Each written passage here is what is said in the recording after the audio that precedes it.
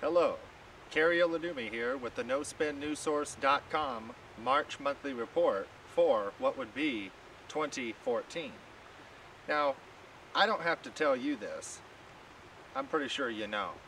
But we're at a very crucial and interesting point in the road when things are changing quicker than the last month that preceded last and weeks before that, where things are beginning to unravel and change at a much faster accelerated rate of what would be ultimately a breakdown of the financial, economic, political situation, and not just here in the United States but worldwide.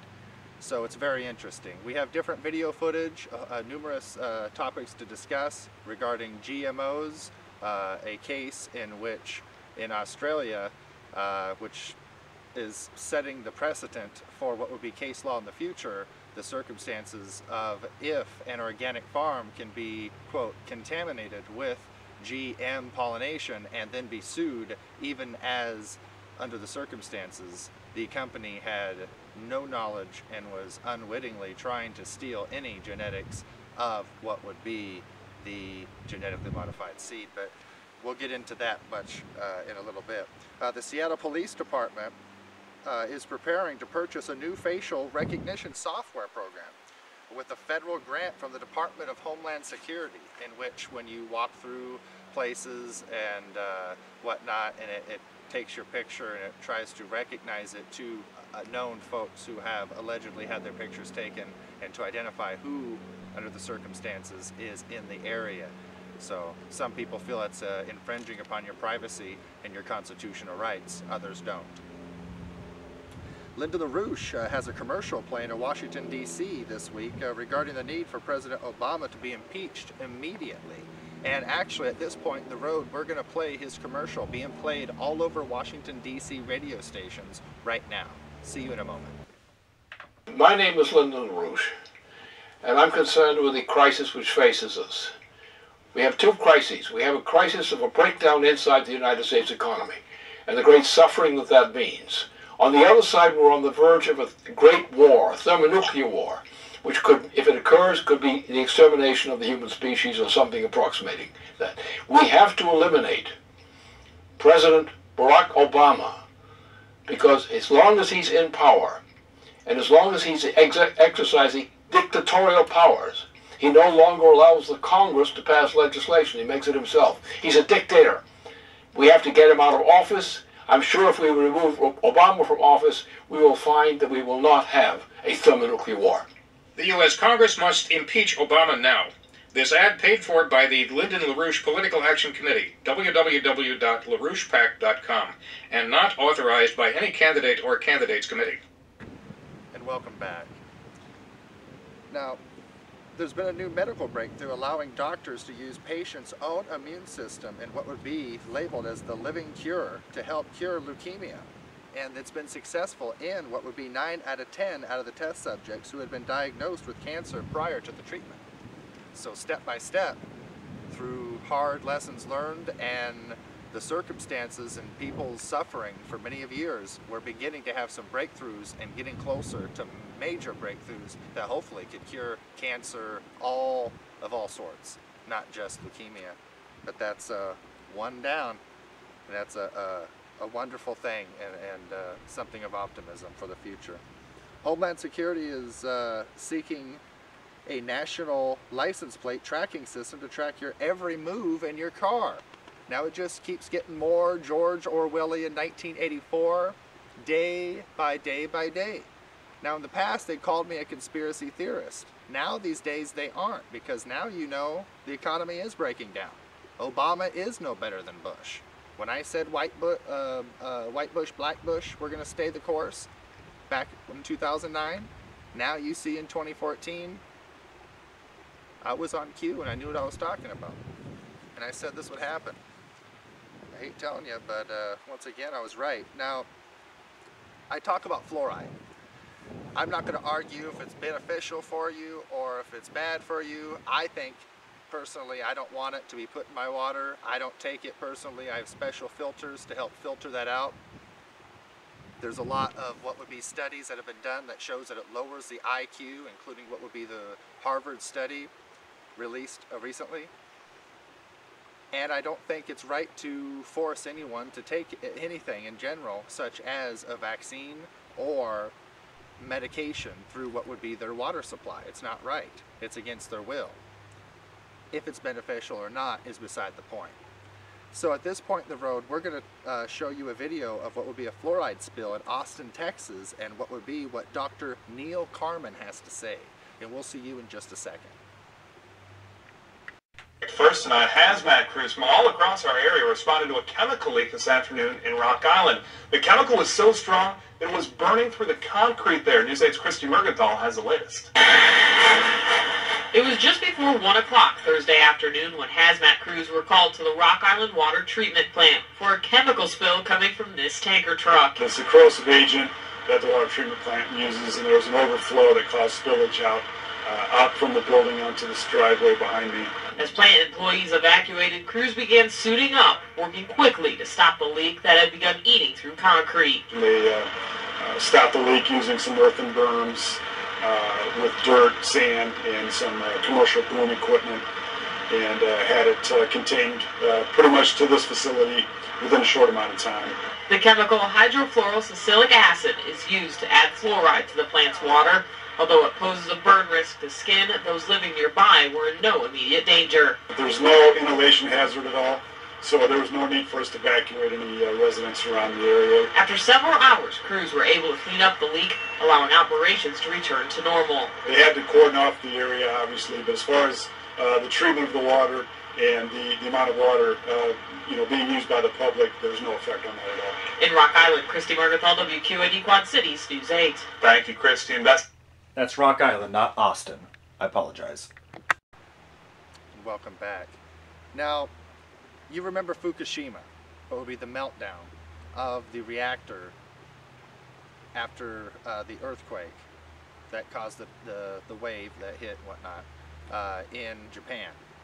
And we were told that by 2014, early 2014, radioactive particles would be hitting the West Coast. Well, those forecasts were correct. Recently, in what would be Vancouver, Canada, which is merely 112 miles north from my current house where I reside, and what would be within literally 40 miles, merely 40 miles of parts of the district in which I'm running to represent here in what would be the 2nd District of Washington State for U.S. Congress against Rick Larsen, that these folks, us, are right there close to what would be found nuclear particles that have been scientifically proven to be from explicitly Fukushima. So it's traveled across the ocean and now it's here, folks. Pretty soon we'll hear it directly popping up in Seattle, directly in other parts and places. So let's go into this article of what would be Michael Thalin of PrisonPlanet.com, February 7th. Part of the ongoing Kelp Watch 2014 project, government and academic institutions have begun receiving results from samples of bull kelp and giant kelp collected along the California coast. Despite attempts by the media to downplay the ongoing disaster, the discovery has only confirmed the continued buildup of radiation in West Coast water. Quote, "We are trying to figure out how much is there and how much is getting into the ecosystem," unquote, said Dr. Matthew Edwards, a professor from San Diego State University. "Things are linked a little more closely than sometimes we'd like to think. Just because it is on the other side of the world doesn't mean that it does not affect us," unquote. And that's a very good point, because that's something in which, as this scientist stated so eloquently and got to the point, that I've been trying to make the point over the last 8 years of politics, is that we are all tied into this together. Not just the 50 states, but nation to nation. So what affects us affects the world. Freedom here is a beacon of light in other places, or is a radiating element of atrocity and atrocious behavior, oppression, in other places. So what we do here sets the stage for the rest of the world. Just how it is. We live in America, United States of America. God bless this wonderful nation. But I'm not going to go all into the article, but the point is this. Radiation is here. California and what would be Vancouver, BC. We have to be careful. We have to take iodine, that's healthy. I take Alex Jones's, personally, but that's just me. Now, I've discussed, ever since 2009, I said on the record in front of what would be my opponent, Mr. Congressman Rick Larsen, and what would be in front of former mayor of Arlington, Washington here, Margaret Larsen. They're not related, but they just have the same general last name, spelled differently. And I stated in front of these people while I was running in 2009 for a city council position at the time, that Obamacare, which was proposed at the time, and this was in August of that year, so you're talking 7 months into what would be later of the 8 months of what would be President Obama's first year of office, that Obamacare would provide seniors, the elderly, disabled, folks with pre-existing conditions, children, with less health care, not more. Now that was considered unpopular because everybody knew, and according to our president at the time, it was going to be free health care, better health care. You can keep your doctor. Remember that? He said that? We showed you on the show last month. Well, now everybody knows you can't keep your same doctor. All seniors know that, including Rick Larsen's mother. Now, I wrote Rick Larsen a letter, an email. It's on Facebook as well, and I have it right here, and I'm going to read to you at the end of the show here in a little bit, when we get there at the end. But we're at a time, folks, when we can't just sit back and be idle and watch the bus go by. We're at a point where we can't just sit back and allow these folks to take over what would be our nation, our freedom, as we see sovereignty being impeded upon. As I was discussing, we can no longer sit idle as we see what would be our nation falling apart, being frayed more and more day by day. It's not a conspiracy theory, it's fact. I wish I had been wrong. I wish I was wrong about Obama, wrong about Bush. Remember, I was trying to impeach Bush as well. Not because I'm pessimistic, not because I'm anarchist or anti-American. It's because these folks are anti-American. I believe in the Constitution. I believe in freedom. I believe in Glass-Steagall. I believe in what would be what's good for everybody. I believe in having jobs and prosperity, a good education, no war. That's what I believe in. So at this point in the road, well, Wheaties cereal.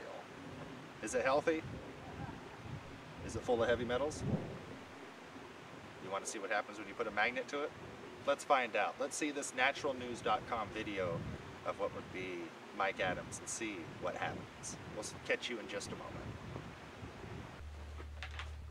Wheaties! It's the breakfast of champions, right? Well, it's got to be because it's loaded with extra iron. How much iron? Well, so much iron that when we use a high-powered magnet here in the Natural News Forensic Food Lab, we were able to actually attract the Wheaties flakes to the magnet, as you're seeing here. The Wheaties flakes leap off the surface and cling to the magnet. They're magnetic. Yeah, you can actually drag them around with a magnet. Sorry about the background noise here. It's kind of windy here today, but check out this video. Once they were on the magnet, we used a small wooden pick to push them off the magnet, and then they would fly off, repelled by the magnetic force of leaving the attraction part of the magnetic field and entering the repelling part of the field and then being pushed away. Check this out. Now, if you zoom in on an actual Wheaties flake, you can see little shards or fragments of metal. Those are those blue things there that you're looking at. It's as if the company that makes Wheaties said, hey, we need iron in this cereal. Let's grind up a bunch of iron and just toss it in the box. Yeah, toss it in there. So they did. And here's what it looks like. Little iron shavings or fragments right there. Not part of the wheat, mind you. Just extra stuff they kind of threw in there. So I think most people would think, nutrition when you're talking about iron, it should be part of the plant, like the wheat is grown with it and it takes it up through its roots. But this company's like, let's just grind it up, toss it in there, blend it in there. No one will notice. Whatever. Who cares if they get an MRI and the Wheaties get pulled out of their small intestine by the magnetic resonance? Who cares? Check this out. There's a fragment actually hanging off the bottom of this magnet right there. These are magnetic Wheaties hanging onto the magnet. Yeah, this is not trickery. This is not Photoshop. This is Wheaties. More whole grain, more magnetic goodness than any other ingredient. Toasted deliciousness. 100% whole wheat flakes with iron filings. There you go. That's the Breakfast of Champions. Now you can check out more information here at the Natural News Forensic Food Lab. My name is Mike Adams. I'm the director here. You can see a lot of photo galleries, and you can see heavy metals lab results of all the common breakfast cereals on this website. All you got to do is click on a food category, click on a cereal that you want to see, I don't know, Kix, let's say, and you get all the heavy metals results and photos from the microscopy department here on Kix and many other cereals. So check it out. It's at labs.naturalnews.com. Thanks for watching. Welcome back. Now, as I mentioned earlier, the world's first farmer trial over what would be GM contamination begins in Australia. There's been some variables in the past, some preliminary things in Canada, I believe, but this here is on a higher precedent level. A landmark legal battle between two farmers over alleged GM contamination has begun in the Western Australian Supreme Court, according to this RT article. The case is expected to determine GM farmers' liability if their crops affect neighboring territories. The globally monitored legal battle involves local farmer Steve Marsh, who sued his neighbor, Michael Baxter, for negligence over the alleged contamination of the land that Marsh used for growing organic oat and wheat crops at Kajona, 250 kilometers southeast of Perth, Western Australia. Lawyers say it is the world's first trial over GM contamination and will set a precedent for future cases, and I do believe that. Quote, as far as we know, this is the first case of its type in the world, said Marsh's representative Mark Walter, a lawyer at Slater and Gordon's commercial and project litigation. The case could have an impact on conventional farming industry and consumers, he said, as cited by the WA Today news website. It will test the legal rights of farmers to choose what they farm on their land, Walter pointed out. Quote, it is important that farmers retain their right to farm GM-free food, as this is in turn will protect consumers' ability to purchase GM-free food, unquote, he stated. The trial is expected to last for approximately 3 weeks and is likely to lead to regulations outlining boundaries between genetically modified and organic farms, potentially reducing the land available for cultivation, experts stated. It could change Australia's zero-tolerance policy for contamination of what would be organic crops. So this will be very interesting to see what happens, and farmers in the area here in Washington State and around the nation are looking at this, around the world really, under the circumstances. I don't blame them. Now, as you know, I'm running as an independent. I'm not a Republican, I'm not a Democrat, but it doesn't mean I can't work with these folks. There's a lot of variables on both sides of the line that I like very much, and when it comes to individual policies, some individuals as well, and people have the potential of being better folks. We all do. So maybe with the right nudge, folks like me as an independent can help some of these people in government to act a little bit more congressional and American, perhaps. I'm optimistic, like I stated. I'm not anti-American or anarchist. I want everybody to get along, and I want peace on our streets. I want jobs. I want people to feel good and be taking vacations every year, and everyone driving new cars, even if you're living in low-income state of what would be the lower income bracket, to still have a decent quality car, food on your table, and the basics in education. And that's what even a person that's considered poor, as far as I'm concerned, should have, and I don't think people should be poor. Now, but Senator Ted Cruz gave what would be an announcement, well, stated from what would be the Senate floor, and discussed what would be a couple of proposals that he has presented, in which would help what would be the freedom of speech, because right now the IRS is being used by key leading Democrats, unfortunately, to target Republicans and folks who are political opponents of these folks. And President Barack Obama and Attorney General Eric Holder are completely complying and knowingly, wittingly involved in this.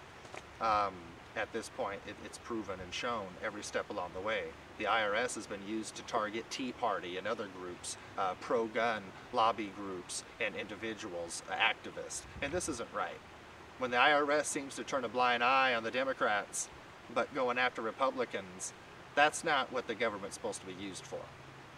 We don't, just like we don't supposed to have a police that choose to go by some laws and things and rules, but don't go by others. That choose to enforce the laws against certain citizens, but don't choose to enforce them against others. That's not right. So, and there's no respect for the law under these circumstances when you see such a flagrant disregard for the law, as I mentioned. And for what our nation stands for. So at this point, Senator Ted Cruz gives this speech, and you need to hear this out, and I will catch you back here in about 12 minutes. Thank you. Thank you, Mr. Chairman. I'd like to call up my first amendment, which is Amendment ALB 14100. I'll be before the committee. This is an amendment addressing the same topic my colleague, the senior senator from Texas, just addressed, which is namely the improper targeting of citizen groups by the IRS. I would note that when this scandal first broke, nearly 9 months ago, the Inspector General at the Treasury Department concluded that the IRS had improperly targeted conservative groups and Tea Party groups and pro-Israel groups and pro-life groups.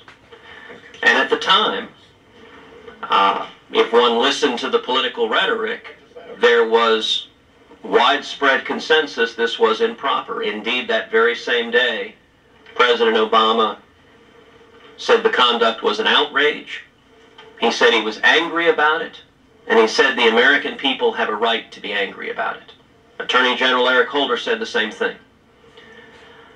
In the 9 months since then, we've seen Lois Lerner, the head of the office that improperly targeted citizen groups, come before Congress and plead the fifth, which, as everyone on this committee knows, means she raised her hand and said, if I answer your questions, I may well implicate myself in criminal conduct. That is a serious, serious step when a senior government official has to plead the fifth to not abusing government power for partisan ends. This is not the first time in our nation's history an administration has endeavored to use the IRS for partisan ends. When Richard Nixon tried to do so, it was one of the darkest chapters in our nation's history, and I suspect more than a few of the members of this committee spoke out loudly against it. In this instance, it is not an attempt, as it was with Richard Nixon. It is, in fact, a completed targeting, and in the 9 months since then, we've discovered no one's been indicted. As Senator Cornyn observed, there are reports that there are no plans to indict anyone, and that one of the lawyers leading the investigation is a major partisan donor to President Obama who's given over $6,000 to President Obama and the Democrats. Now, I would suggest to you that no one on this committee would have trusted John Mitchell to investigate Richard Nixon. I can also assure you that were this a Republican president, a Republican attorney general, and a Republican IRS that were targeting Democrats, I at least would speak out just as vigorously against it. Because if we are going to respect rule of law, the apparatus of the federal government cannot and should not be used as a partisan tool to bludgeon your enemies.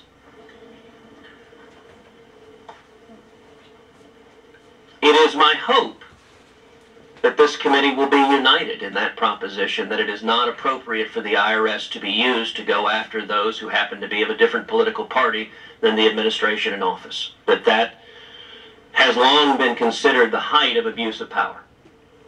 So this amendment, what it would do is simply make it a federal criminal offense for an IRS employee to willfully discriminate against and harass based solely upon the political beliefs or policy statements held, expressed, or published by a group.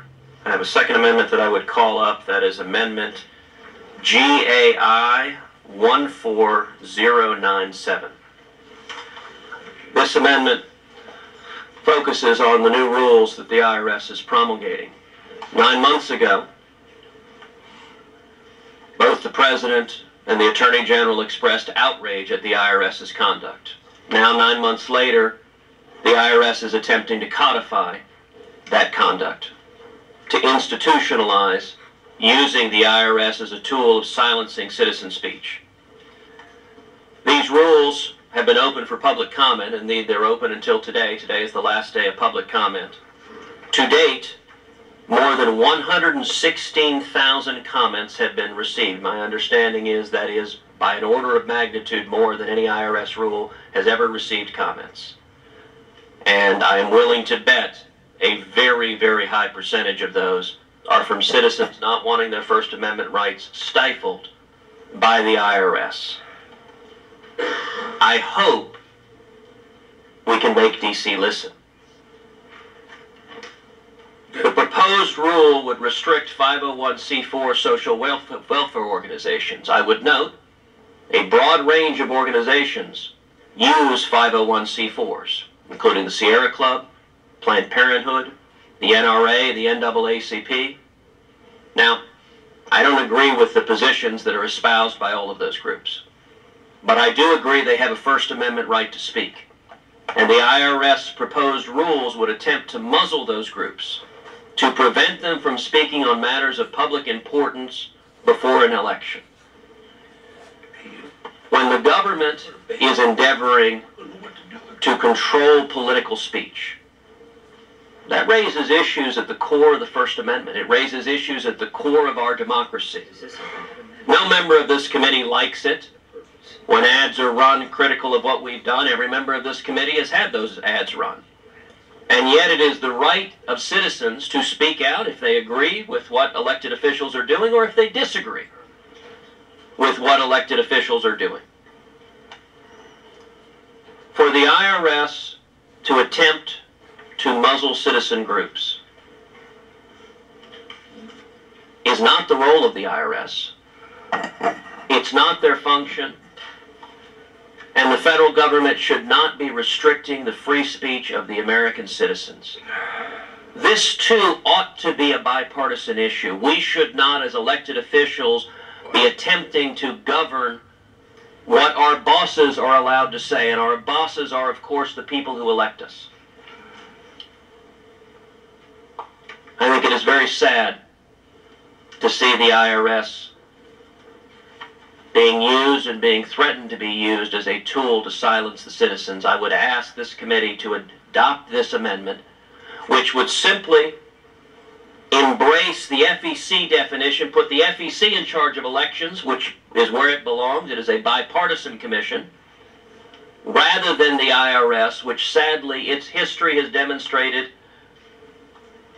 it cannot be trusted to be fair and impartial on these matters. And the rules it is promulgating, if they went into effect, would have the predictable impact of silencing citizen groups and restricting their free speech. Mr. Chairman, let me respond on the jurisdictional issue and then make a comment on the substance as well. On the jurisdictional issue, this committee has a special responsibility when it comes to constitutional rights and civil liberties. Indeed, I'm proud to be the ranking member on our Constitution and Civil Liberties Subcommittee. And in this instance, I would agree with the senior senator from Utah if this were an amendment changing the top marginal tax rates. That clearly falls within the Finance Committee's jurisdiction. This committee doesn't have a role in setting that.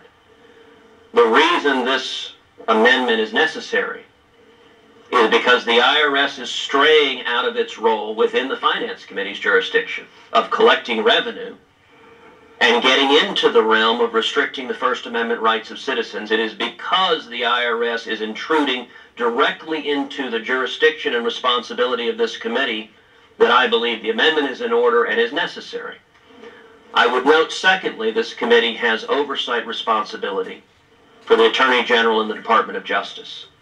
And the Department of Justice's conduct of this case, in my view, has represented gross malfeasance.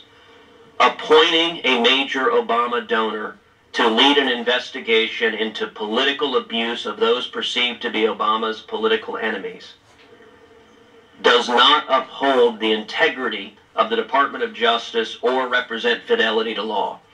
And it is in significant part because of the Justice Department's refusal to conduct a fair and impartial investigation, refusal to appoint a special prosecutor, that this amendment is necessitated. I would finally point on the jurisdictional issue that there are more than a few bills that have been considered by this committee that touch on other areas of jurisdiction. Indeed, Section 5 of the Chairman's own Patent Litigation Reform Bill deals with the Federal Trade Commission's authority to regulate bad faith demand letters in patent cases. And the FTC and its Section 5 authority is a matter within the jurisdiction of the Commerce Committee on which I sit. Likewise, portions of the Gang of Eight immigration bill, which this committee considered at great length, dealt with the treatment of illegal immigrants under Obamacare, and that legislation is within jurisdiction of the Finance Committee and perhaps the Health Committee. In this instance, the core of this amendment is not focused on finance matters. It's not focused on revenue. It is focused on protecting the free speech rights of citizen groups, and that is at the heart of our jurisdiction. And I would note finally, it saddens me that this does not appear to be a bipartisan amendment. Free speech should not be a partisan issue. And I would note that among those who have filed comments criticizing the proposed IRS rules, there are such right-wing radical groups like the ACLU. Let me tell you what the ACLU has said about this. The proposed rule threatens to discourage or sterilize an enormous amount of political discourse in America. The ACLU continued, most social welfare organizations on both the left and right serve exactly that function as they see it, the promotion of social welfare and community good. Based on their respective visions, they advocate for the powerless and the voiceless. They promote fiscal responsibility and good government. They serve as a check on government overreach or as a cheerleader for sound public policy. In this regard, I agree entirely with the ACLU. And I would encourage my Democratic friends on the other side of the aisle to stand with the ACLU, with the First Amendment, and for the right of citizens to speak up, even if it is speech with which you disagree.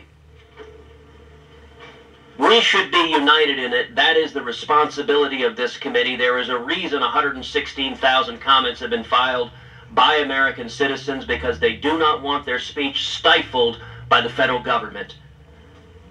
And that should be a priority for the U.S. Senate as well. We should not just simply sit idly by while the constitutional rights of American citizens are eroded. And welcome back.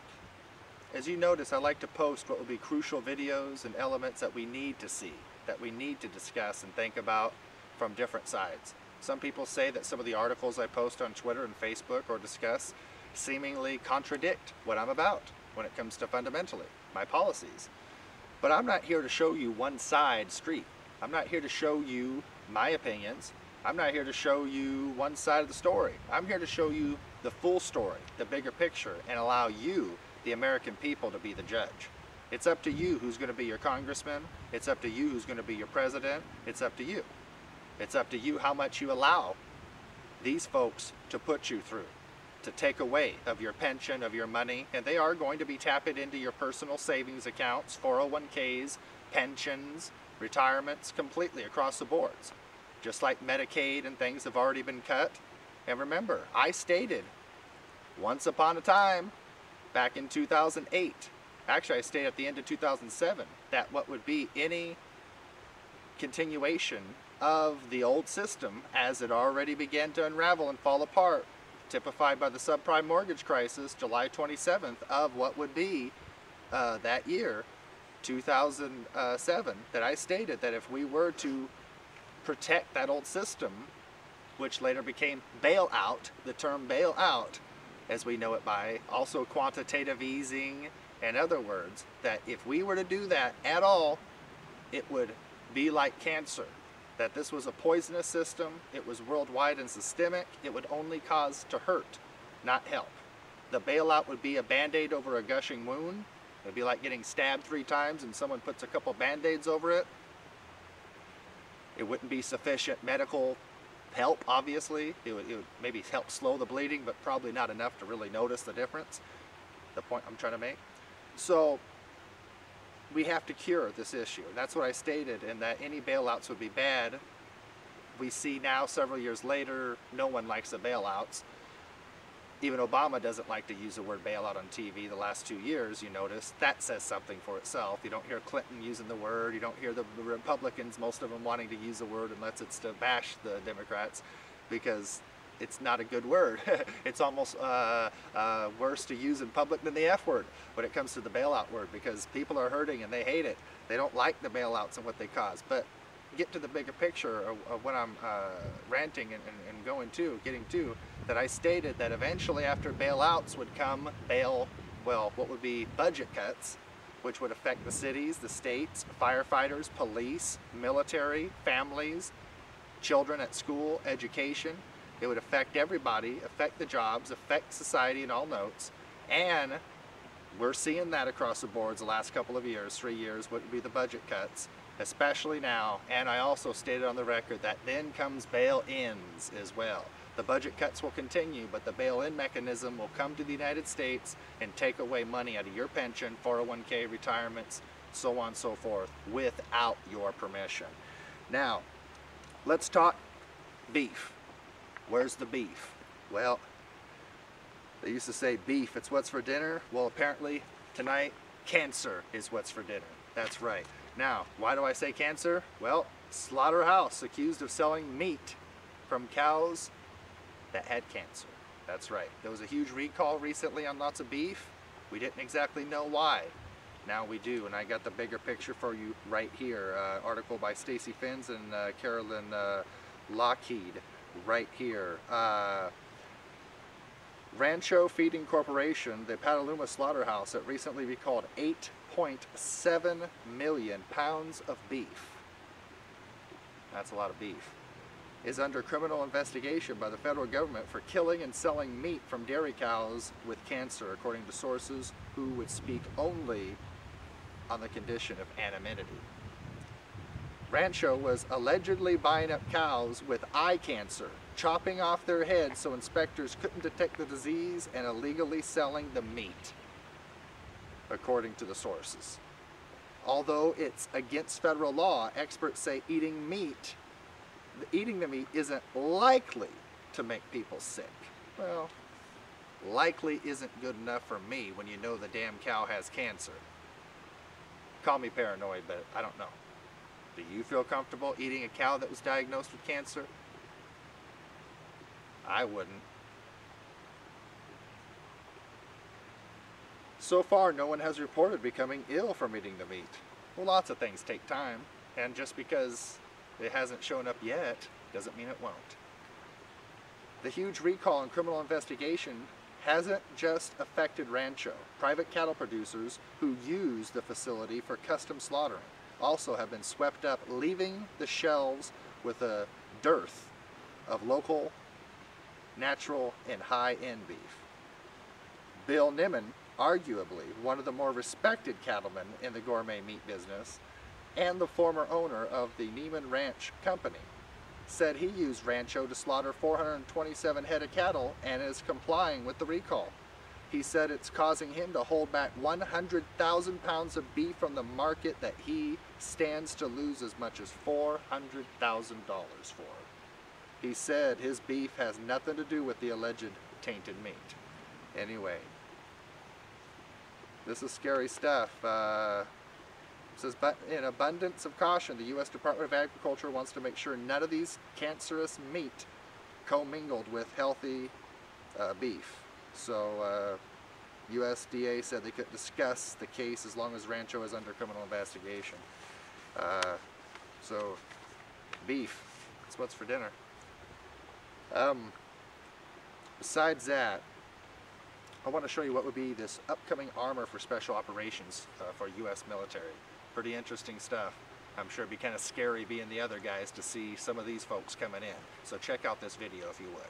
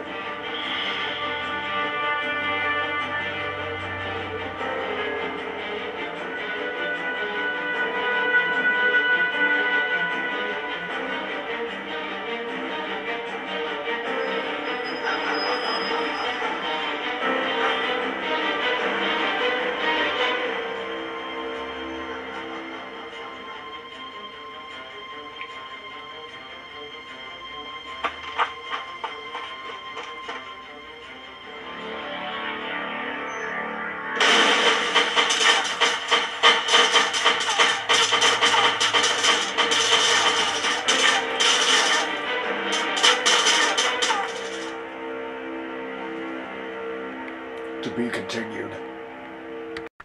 And welcome back to the show. Oliver Stone stated, well, slammed President Barack Obama for having selling out the American people and having, quote, a lack of spine, unquote. That's true. While at the University of Hawaii in early February, Supreme Court Justice Antonin Scalia response to a question regarding Korematsu versus the United States and World War II style internment camps. Quote, "It was wrong, but do not be surprised if it happens again in a time of war." He goes on to state, "It's not justification, but it is reality," unquote. Kind of a scary reality when you think about these FEMA camps and things and what could happen potentially for United States citizens and folks of national descent of other nations that are living here, that feel American, that are just working and not associated with terrorism or Al-Qaeda, not terrorism at all, and they just want to live their lives, but they could be swept away in the middle of the night because they are Chinese or their dad's from China and they're living in the United States and we're at war with them at the time, if we were, God forbid, to have war with China. So that is something else, ultimately. Well, President Barack Obama was in an interview with Charles Barkley and stated that signing up for Obamacare is just part of, quote, growing up. That's right. It's just part of growing up. So, let's check out the interview right now with former basketball player of the NBA, Charles Barkley, and we will discuss growing up. Catch you in a minute. With respect and dignity. What do you think of the term Obamacare? I like it. I don't mind. And I tell you, 5 years from now, when everybody's saying, man, I'm sure glad we got health care, there are going to be a whole bunch of people who don't call it Obamacare anymore because they don't want me to get the credit. But you don't know what life will throw at you. And sometimes people don't recognize, particularly young people, how important it is to have coverage until you get sick. and you realize you may lose everything you have, or your parents may lose everything they have trying to make you well. So we're encouraging people to sign up. They've got until March 31st to sign up for this year. So if you could speak to a specific group, and I guess you're really talking about young adults. Folks our age, I mean, I won't call us old yet, but once we're knocking on the door. We're knocking on the door. So once you're 50, you wake up sometimes. Yeah. It's ever happened to you, Chuck? You wake up and something hurts, and you don't know exactly what happened, right? When you were Everything young, hurts when I wake up. when you were young, you had to actually have an injury before something hurts. We'd like to encourage more young people to sign up, partly because since they're healthier, their premiums are actually generally going to be fairly cheap. They can find good options for less than their cable bill, less than their cell phone bill, and it's just part of growing up. It's just part of growing up. We hope to repeal the Second Amendment and keep guns off the campus and keep everybody safe. We just want to make sure that we support Obama and the Bilderberg Group and just disarm the citizens. We could trust the government to be the only ones with guns. You have birth date and a signature to repeal the Second Amendment.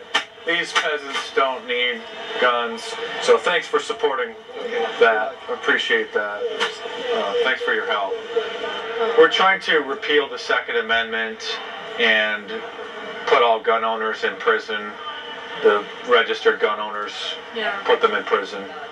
Thank you for supporting that. Thank you. I think it's too dangerous. It's too dangerous. They don't need these guns anymore. Only the police need the guns, right? We could trust them. Have a good day. Thank you.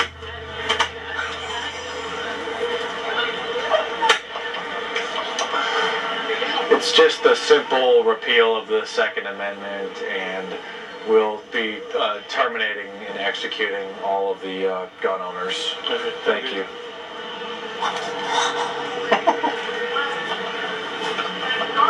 We're gonna be executing. Hey, we support. Come on, real quick. Support Obama. Come on, support Obama's gun control bill. You want to ban the gun? Yes, we're gonna ban all guns except for the military and the police. Okay, Yeah, sign right here. Yeah. Quite frankly, we just want to ban all the guns except for the ones that the military and the police have. We'll do some door-to-door gun confiscations. We have lists of all the registered weapons, so the military will just go and take those away from people. Okay. Thanks for supporting that. Hey, will you support Obama's gun control, reintroducing Obama's gun control bill? They shot it down, and so, I mean, really what we'd like to do is just take the gun owners' guns, the registered legal ones, and just birth date there, and just, shoot them. I mean, these people, they like their guns so much, let's just feed the gun owners some of their own lead, right? Keep people safe. Thank you. Thanks, bro. I didn't think I could get more ridiculous than the first one, but we're just going to kill them all now. We're supporting Obama reintroducing the gun control bill just to keep people safe. I'm not for that. But we need to take these gun owners and we need to put them into the FEMA camps, into the concentration camps. We need to keep everybody safe. Keep everyone safe. Let's put them in the FEMA camps. It's for their own good. I'm not signing anything out. Bro, it's like the concentration camp. That's awesome. You're sending people there? Yeah. We're just getting people to sign a petition to support putting the gun owners in the FEMA camps, just to get them off the streets and put them in the detention centers. Yeah. Thanks for supporting that. Pick sign here and print there and sign there. This is for the supporting Obama's new gun control bill. The Republicans blocked it. So we want to just go and round up all of the gun owners and put them away in the FEMA detention camps for owning their guns. Thanks for supporting that.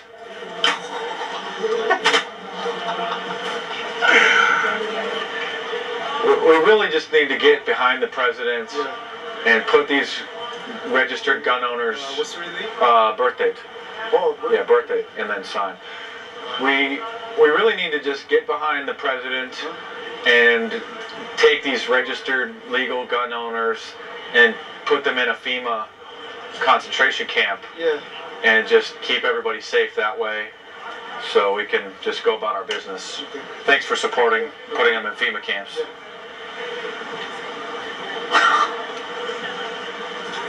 It's to support the Obama gun control measures and putting the gun owners in the FEMA camps. Just the FEMA camp? It's the Federal Emergency Management Agency camp for registered gun owners. Just print here.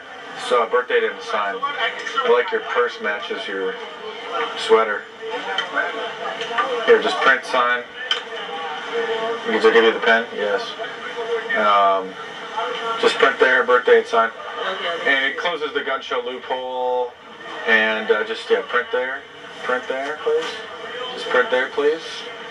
Print there, please. Birthday and signature. This just shows that the population is behind Obama and the Bilderberg Group and the Illuminati, and we support their gun control measures. Thank you so much. Print, birthday, sign, and repeat after me. You don't need any guns, peasants. I'm not going to repeat it, but I know it. Okay, you agree though, right? Just quick name and a signature here. Just print here, birthday, signature, please, because I need it. Here's the pen. Yes. Yes. Here, just print there, birth date there, and sign there. Yes. Here you go. I'm gonna. Yes. No, I'm gonna say no. Oh, yes.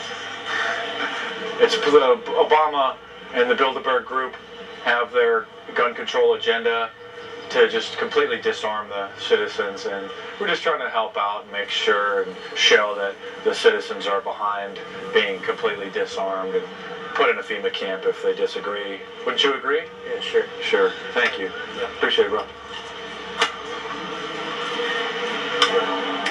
Really what we'd like to do is just show support for Obama and the Bilderberg Group and just execute all the gun owners in a FEMA camp. Thank you for signing that and supporting that. No problem, really.